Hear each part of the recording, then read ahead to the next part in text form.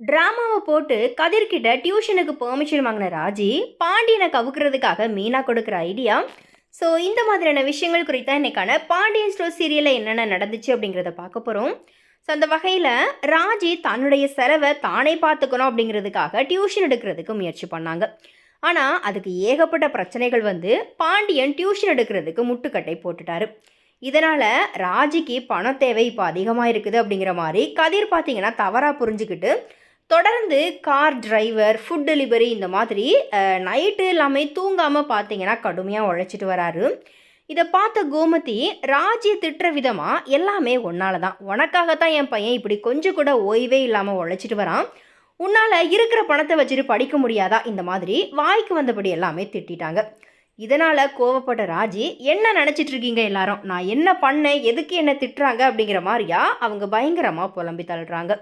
இந்த நேரத்தில் வீட்டுக்கு வந்த கதிர் பணத்தை எடுத்து ராஜிக்கிட்ட கொடுக்குறாரு.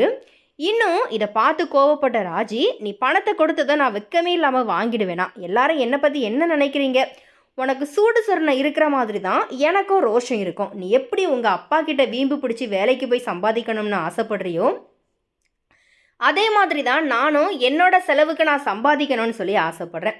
ஆனால் இதை யாருமே புரிஞ்சுக்காம எல்லாருமே என்னை திட்டுறாங்க, நீயும் என் மேலே கோவப்படுற, இந்த மாதிரி சொல்லி நான் எல்லா உண்மையுமே என்னுடைய அப்பா கிட்ட சொல்ல போகிறேன் அப்படிங்கிற மாதிரி வெளியே வந்து அப்பா அம்மாவை கூப்பிடுறாங்க.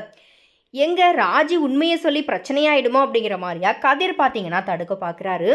இது எல்லாத்தையுமே பார்த்து மீனா, ராஜி உண்மையை சொல்லிட்டாங்க அப்படின்னா உங்கள் அப்பா உங்கள் அம்மாவை சும்மாவே விட மாட்டாங்க, நீ எப்படியாச்சும் போய் தடு அப்படிங்கிற மாதிரி கதிரை தடுக்கிறதுக்கு முயற்சி பண்ண சொல்கிறாங்க. அதுக்கப்புறமா ராஜி வீட்டுக்கு முன்னாடி நின்று கத்துனப்போ அம்மா அப்பத்தா வந்து என்ன ஆச்சு, ஏன் கத்துற அப்படிங்கிற மாதிரி கேட்குறாங்க. நான் டியூஷன் எடுத்தா உங்கள் பிள்ளைங்களுக்கு என்ன வந்துச்சு, ஏன் தேவையில்லாமல் பிரச்சனை பண்ணாங்க, அவங்கள பார்த்து நான் கொஞ்சம் பேசணும், இந்த மாதிரி சொல்கிறாங்க. அதுக்கு அப்பத்தா அவங்க இங்கே இல்லை, வெளியே போயிருக்காங்க அப்படிங்கிற மாதிரி சொன்ன நிலையில் ராஜி, நான் அவங்கள அங்கேயே போய் பார்த்து பேசுகிறேன் அப்படிங்கிற மாதிரி வெளியே கிளம்பிடுறாங்க.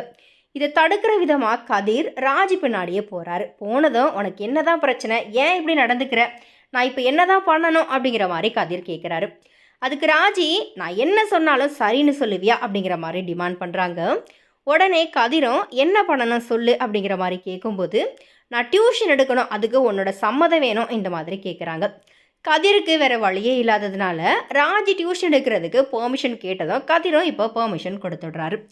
இதுக்கு அடுத்தபடியாக பாண்டியனையும் சம்மதிக்க வைக்கிற விதமாக மீனா பார்த்தீங்கன்னா ராஜிக்கு வந்துட்டு ஒரு ஐடியா கொடுக்க போகிறாங்க. ஸோ அந்த ஐடியா படி பாண்டியனும் டியூஷன் எடுக்கிறதுக்கு சம்மதத்தை கொடுத்துடுவார்.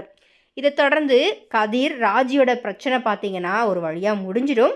ஸோ இந்த பிரச்சனை முடிஞ்ச நிலையில் அடுத்ததாக பார்த்தீங்கன்னா ரொமான்ஸ், காதல், இந்த மாதிரி அடுத்த கட்ட சீன்ஸ் எல்லாமே வரப்போகுது அப்படிங்கிற மாதிரி ரசிகர்கள் எல்லாருமே பயங்கர ஈகராக வெயிட் பண்ணுறாங்க. இதுக்கிடையில் அந்த 10,000 ரூபாய் பணத்துக்கான செட்டில்மெண்ட்டுமே பார்த்தீங்க அப்படின்னா கண்டிப்பாக இனி அப்கமிங் எபிசோட்ஸில் வரப்போகுது.